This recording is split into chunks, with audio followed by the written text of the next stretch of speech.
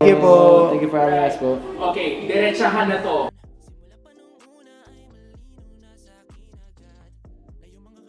Meron! Yung 4-1. Yung pa lagi namin sinasabi. Siyempre, Yes, di mawawala of sa course. puso namin yung Yeah, 4-1. 4-1. Pero, Sa totoong buhay, personally, wala po. wala po. Hirap po eh.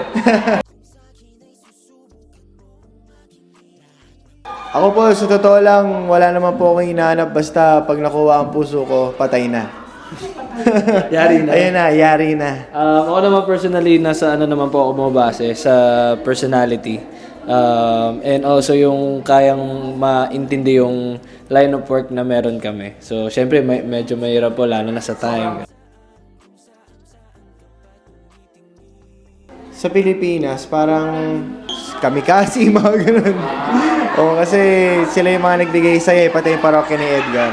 Yan. Internationally naman, syempre, yung NSYNC, Backstreet Boys. Yung daddy ko sa maneuvers, lagi nilang sinasayaw yun. For example, yan, yung mga Eraserheads po, kung banda lang po kung in terms of pop naman po na style, yan sila Sir Gary, ganun na style.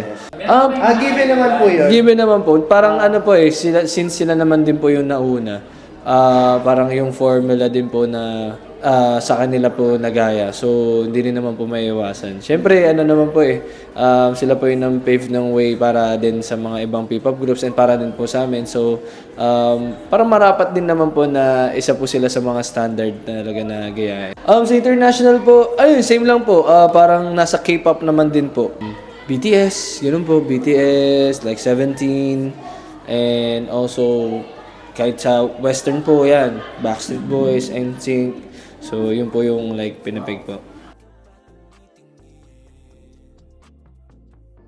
Ang ganda po ng katanungan nyo kasi kahit ako po, hindi ko po alam. Kasi mga Koreans po. Opo, sabi nila, Alpha, looks nice on you. Alpha, yeah, Alpha, you. Alpha. Ganun lang, sir. Okay, then kami naman po, wala akong magawa.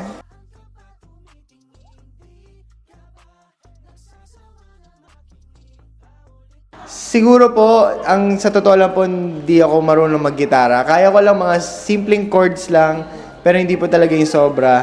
Pero yung mga hindi ko pa po talaga nagagawa, like yung gusto ko po talaga pag-focusan is medyo gusto kong i-explore yung music producing, music video editing also, and yung mga iba't ibang klaseng businesses.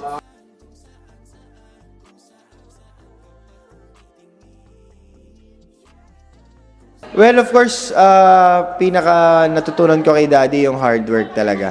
Sa kanya ko talaga nakita, since siya yung nagpalaki talaga sa amin ever since nung naghiwalay yung parents ko, siya talaga yung kumuha sa amin. So, nakita ko talaga yung hard work. So, pinaka natutunan ko talaga kay Daddy is pagiging hardworking and of course, God-fearing din.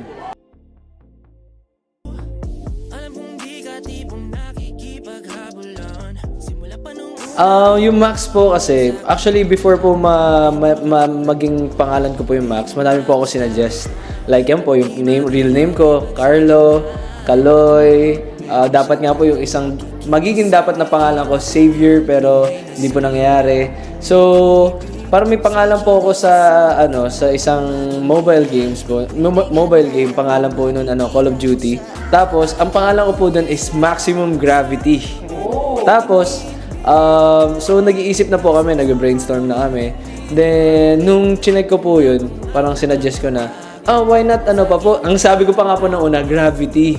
Sabi niya, no, that's not good, ganyan. So nung sinuggest ko na yung Max po, ganyan. Sabi niya, very good Max, yes, yun, ganyan. So, yun po, doon ko po nakuha yung name ko na Max.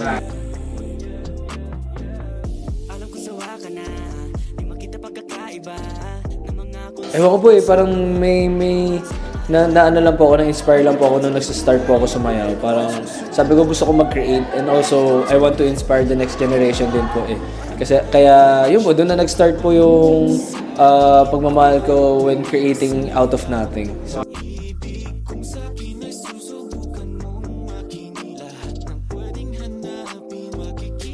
ito po, naging first one na po. May mga members naman po na like hindi po tumuloy kasi nga po priorities and also na-cut off din. So, thankful pa rin po kami na nakasama namin sila. And also, from time to time po, nagkikita-kita pa rin naman po kami. Yan. So, ito na po yun. BJ Bros 2, first one.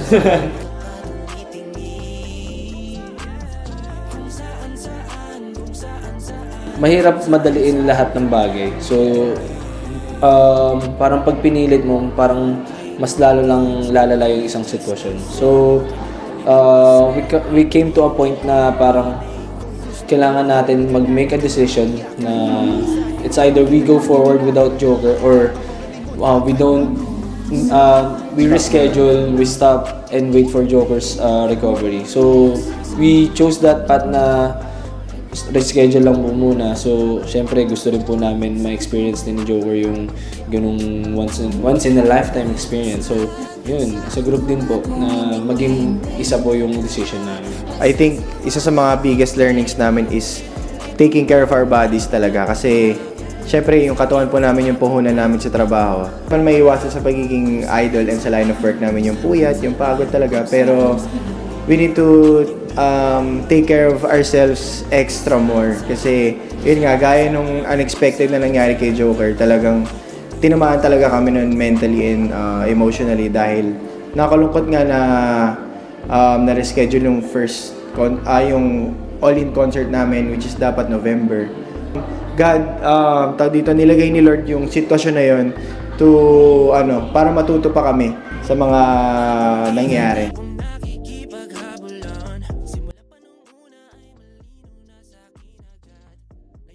Morena. Mistisa. Mahaba. Mahaba. Maliit. Maliit. Straight. Straight. Dancing. Pwede bang both? Dancing. Okay. Oh. Pwede ba vote? Kasi nakasama na namin pala kami kasi. Vote na lang, vote. Vote, Ano, vote. ikaw, ako SB19, ikaw. The one. So, Oo, ang hirap naman po. Philippines! Philippines. Red. Green! Yeah! Kuya Don! Sir Don! Mr. Lalab ka namin. Lalab po namin, Pero Sir Don talaga. Sir Don, marami na po kami core memory kay Sir Don. Isang araw pa lang po yun. Isang araw pa lang. O sige, ito. Siyempre, first one. Uy, lights off. Off. Chocolates! Ang pinakamalaking preparation po na ginagawa namin for the concert is yung album din. So, do watch it guys kasi grabe yung preparation yun. Siguro ilang months, half a month ata or like a year. So, I hope na magustuhan nyo yun. And also, look forward to it din kasi baka i-perform din namin yung ibang songs nun. So, Secret! You better watch out! Hi guys! We're first one and we're inviting you to our concert here in Singapore this April 12. This is our first leg in our Una tour. So mga kababayan dito sa Singapore, please watch us. And to all the locals here in Singapore, please support First One. Thank you so much! yes, hi, Rated J. Rated J, thank you so much for supporting First One and also for this platform. We hope that you enjoyed our performances so far. And also, do follow us on our social media accounts. It's only at One is the ONE official. So, yeah, you can find the details there. Our Una tour. And also, magkakaroon din po kami ng event this upcoming March 22 sa Davao. So, please do watch us. Yes, see you there. Thank you po. Salamat po.